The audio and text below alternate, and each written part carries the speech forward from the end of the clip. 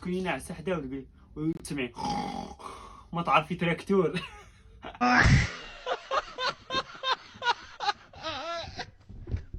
انت كتكون ناعس حدا وتسمع ما تعرفوا الصوندا.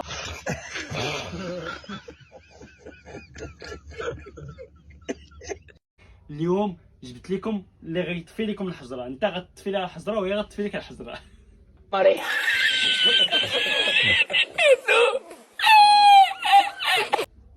وحتى بالنسبه لك انا عندكم وليدات صغار انه عندهم المشكل ديال الشخير، هذه غتهنيكم شي حاجه زوينه تبارك الله ما شاء الله ما بارك. ندير لكم واحد التجربه.